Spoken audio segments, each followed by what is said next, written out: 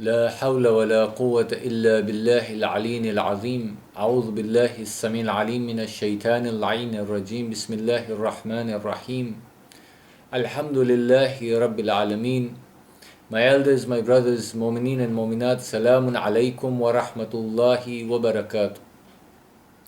Having completed 21 fasts and inshallah gearing up for the last 9, and these 9 of course have all the bounties in them, the Laylatul Qadr and all the other beauties that come with the holy month of Ramadan as we come towards its culmination.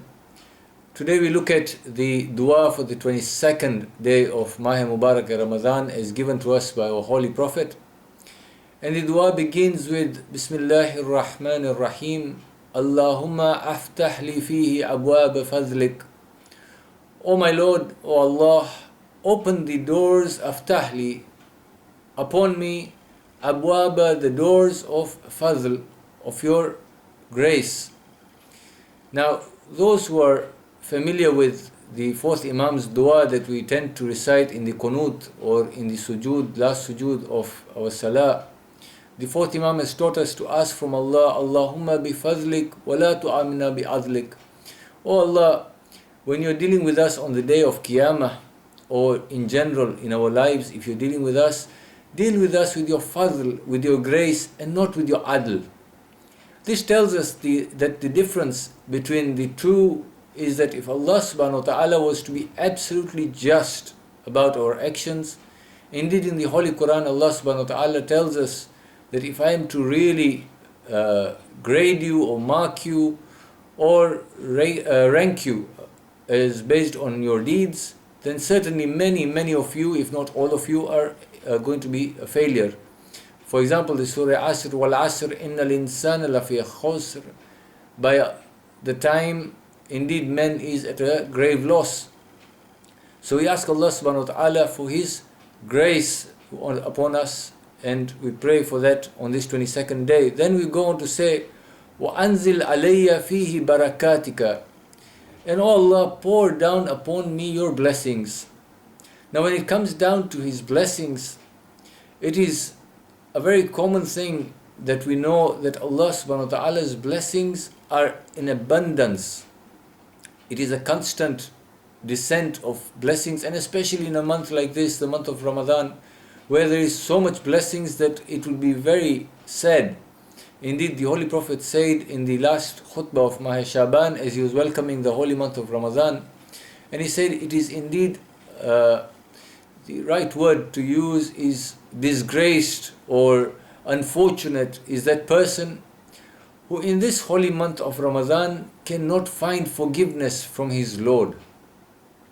So Allah subhanahu wa ta'ala's blessings are abundant. It's like when rain falls, there's so much water pouring down. Likewise, at any given time, His blessings are showering down upon us.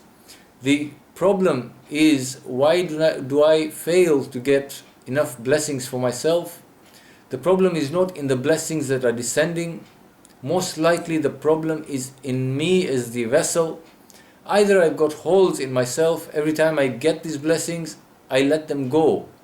I waste them. Or the problem is my vessel is too small. I am too petty-minded.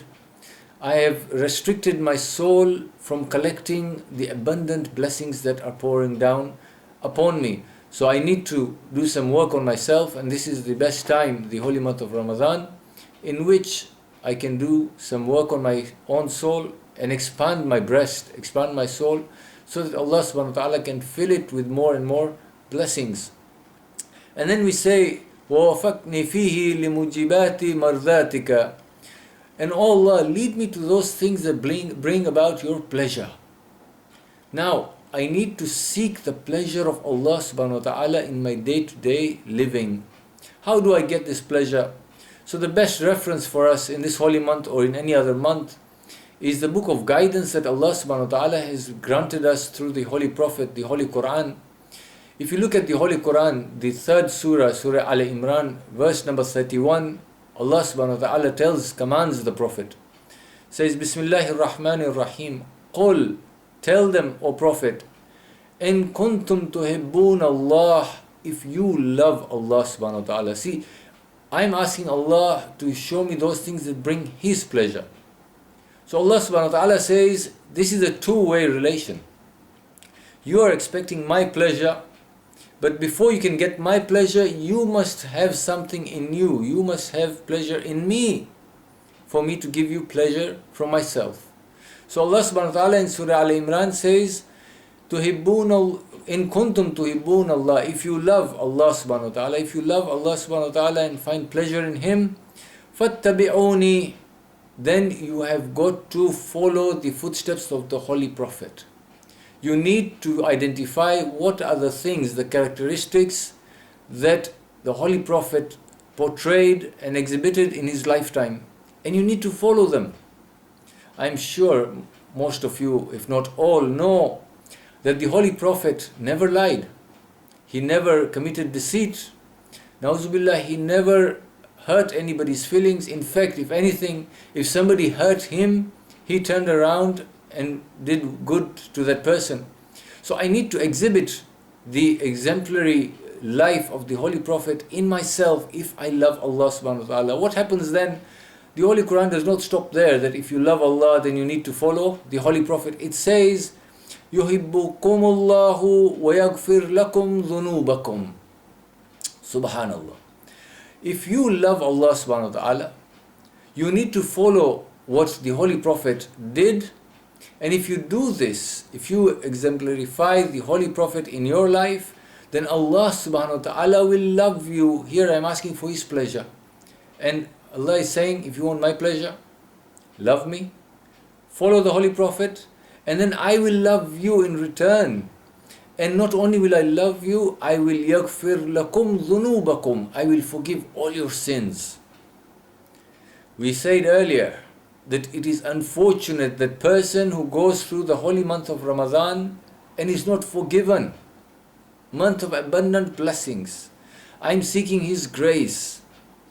And yet, many of us tend to go through this holy month and come out of it none the better.